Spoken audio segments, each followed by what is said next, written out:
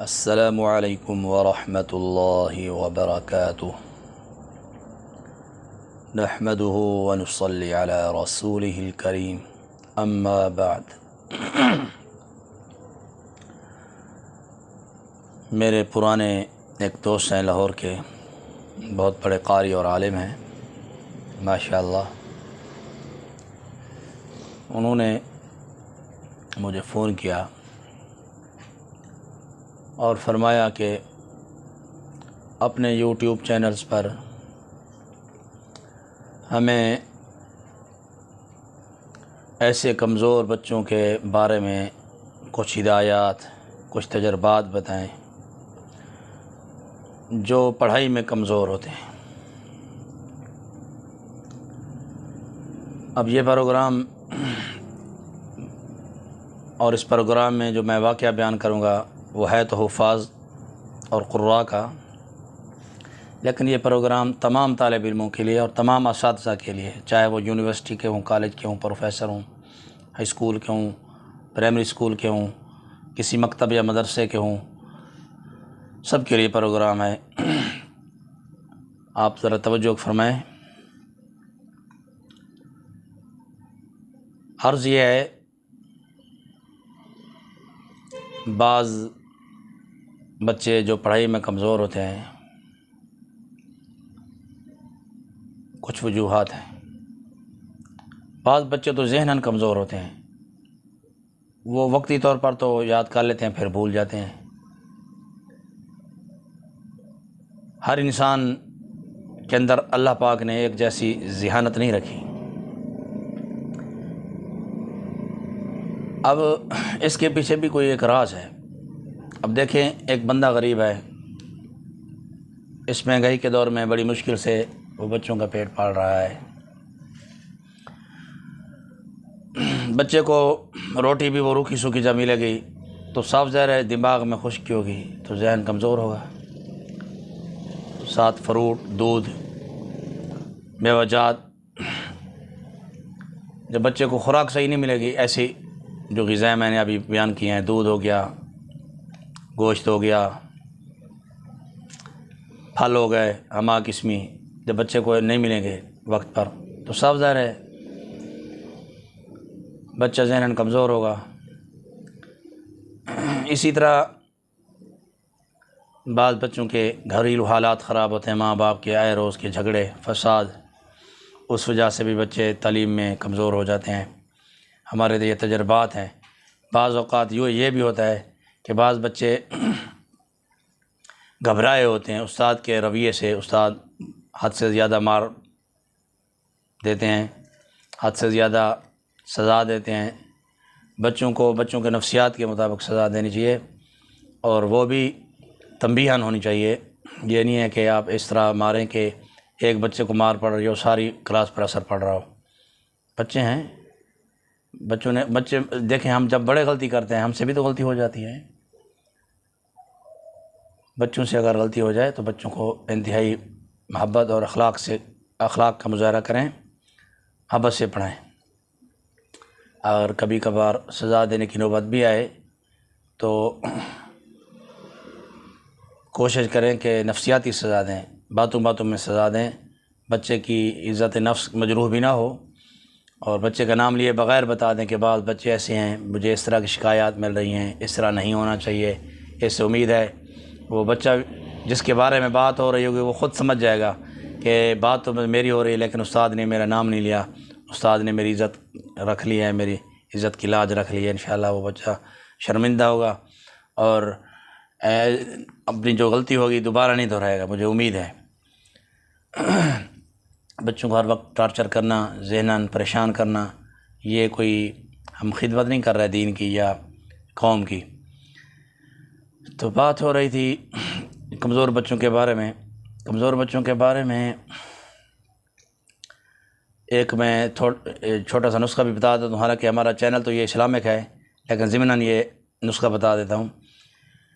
کوشش کریں کہ 5 یا 10 بادام روزانہ نہار منہ بچہ کھائے، اور خمیرہ گؤ زبان سادہ انتہائی سستا بھی ہے، کرشی والوں کا ہو یا ہمدرد والوں کا، یا آفتاب کرشی کا، کسی بھی کمپنی کا ہو، خمیرہ گو زبان سادہ یہ انتہائی سستا ہے، جواہر دار مہنگا ہوتا ہے، بس مہنگائی کے دور میں آپ خمیرہ گو زبان سادہ بچوں کو آدھا چمچ صبح شام کھلائیں، آدھا چمچ نہار منہ اور شام کو سوتے وقت کھلائیں، اس طرح گلا بھی ٹھیک رہے گا، گلے کی خراش بخار بھی نزدیک نہیں آئے گا انشاءاللہ، اور نزلہ زکام کے لیے بہترین ہے، دماغ کے لیے بہترین ہے، دل کے لیے بھی بہترین ہے، دل دماغ کے جو بھی مسائل حل ہو جائیں گے مستقل مزاجی سے آپ کھلاتے رہیں۔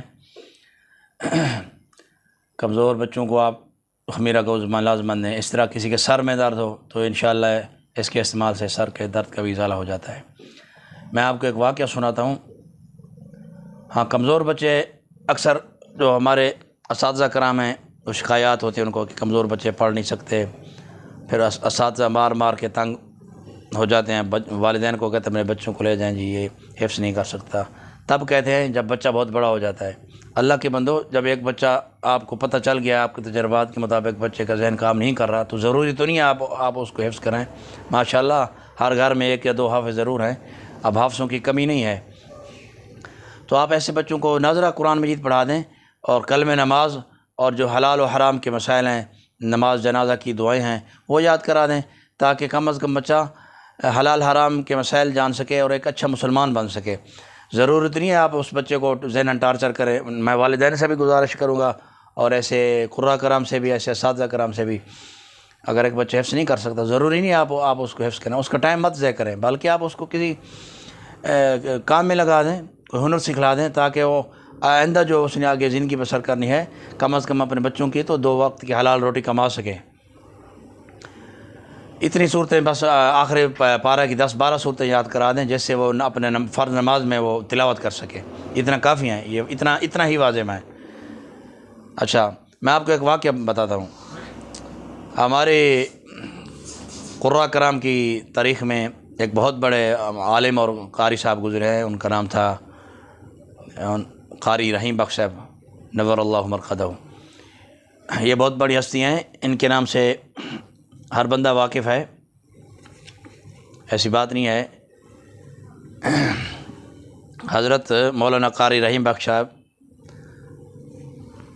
بہت بڑے قاری اور عالم تھے، جامعہ خیر المدارس ملتان میں شعبہ قراءات کے صدر مدرس تھے۔ انہوں نے اول وقت میں حفظ کی بھی کلاس پڑھائی، بعد میں پھر تجوید بھی پڑھائی، انہوں نے قراءت بھی پڑھائی، اور الحمدللہ انہوں نے 7 مکمل 10 قراءات میں انہوں نے مختصر طور پر اردو میں رسالے نکالے ہیں، تاکہ عجمی لوگ جو ہیں انہیں دشواری ہوتی ہے شاطبیہ یا درہ پڑھنے میں یا طیبۃ النشر پڑھنے میں، تو وہ مختصر جو رسالے ہیں ایک انہوں نے سیٹ بنایا ہے مکمل قراءت 10 کا، تو الحمدللہ اب قراءت 10 کا جو سیٹ ہے اکثر مدارس میں پڑھایا جا رہا ہے۔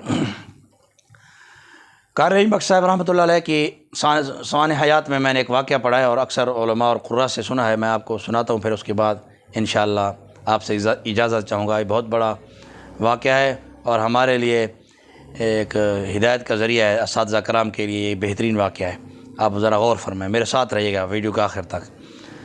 حضرت قاری رحیم بخش صاحب رحمۃ اللہ علیہ کے پاس ایک شاگرد پڑھتے تھے، وہ جو شاگرد تھا جی وہ کون ذہن تھا، انتہائی کون ذہن تھا، بیچارہ محنت بھی بہت کرتا تھا لیکن اس کا ذہن نہیں کام کرتا تھا، شاید کوئی وجہ ہوگی، لیکن قاری صاحب نے ہر طریقہ سے آزمائش کی، بچے کو محبت سے بھی پڑھایا، سختی بھی کی، نرمی بھی کی، ہمہ قسمی طریقے آزمائے، لیکن بچہ مجال ہے 2 یا 3 پارے سے آگے بڑھ سکے۔ جب تیسرے یا چوتھے پارے میں جاتا تھا پہلا پارہ بھول جاتا تھا، پھر وہ قاری صاحب پہلے پارے سے پڑھاتے تھے پھر دوسرا بھول جاتا تھا، بڑا عرصہ قاری صاحب نے کوشش کی لیکن بچہ نہ پڑھ سکا۔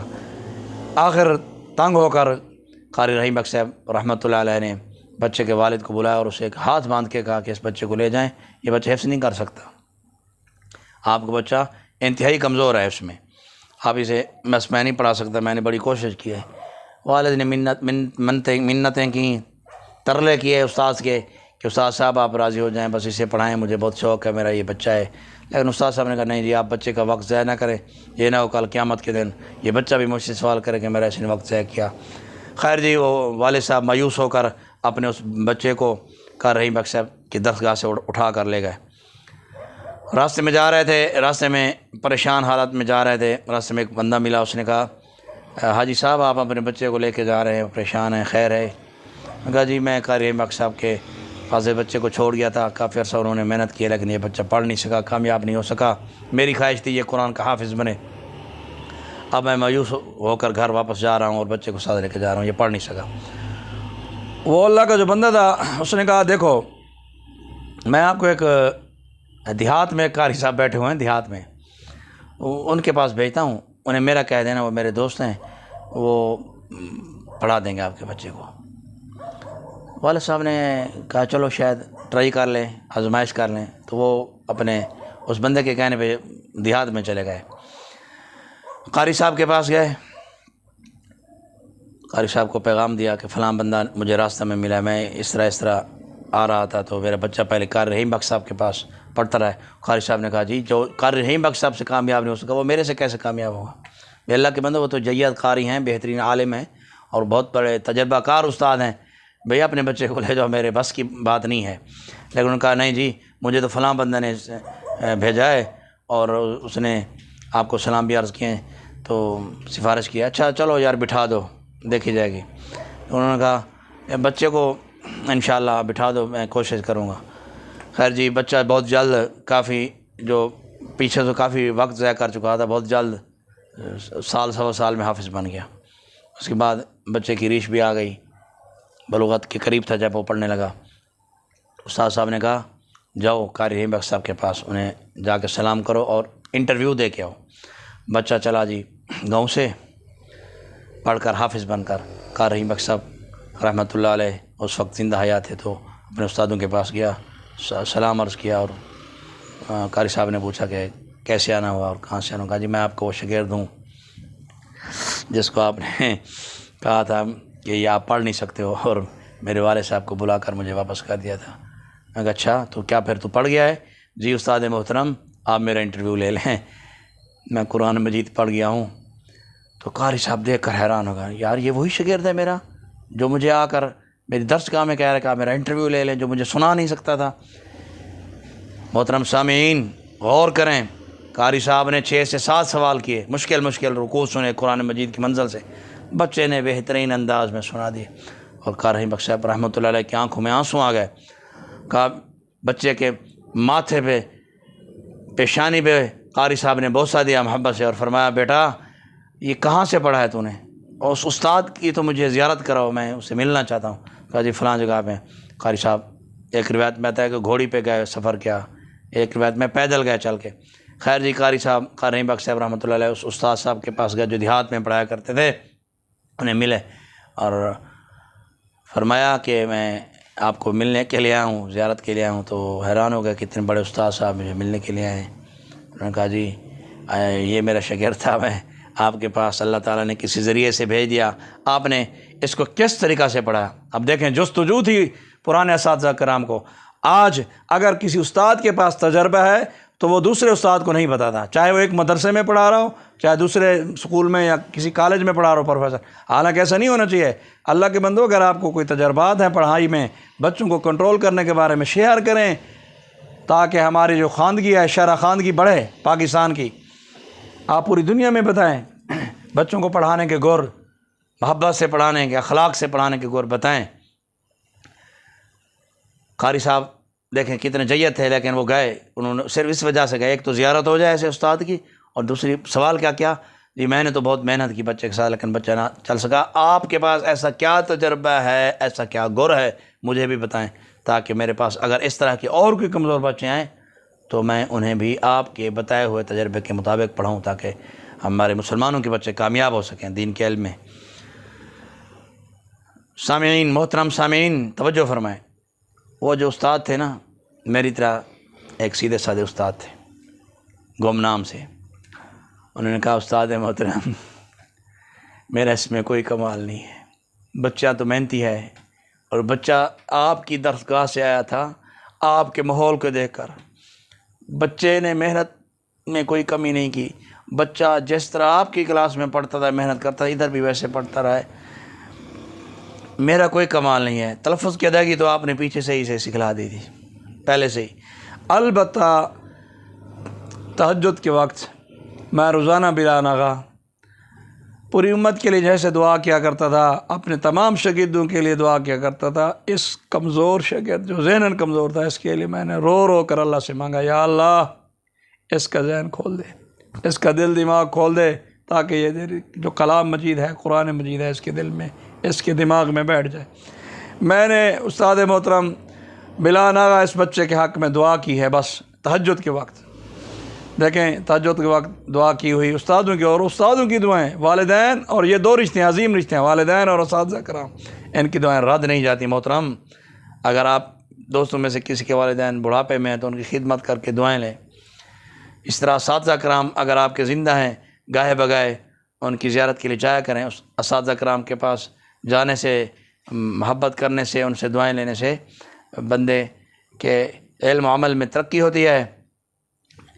بارہا کا تجربہ ہے، خیر جی قاری رحیم باغ صاحب کے نور اللہ مرقدہ کے آنکھوں سے آنسو آ گئے، اور فرت مسرت میں آ کر آپ نے اس استاد محترم کی پیشانی کو بھی بوسہ دیا اور انہیں مبارکباد پیش کی، اور اپنے گھر واپس آ گئے، اپنے درسگاہ میں واپس آ گئے۔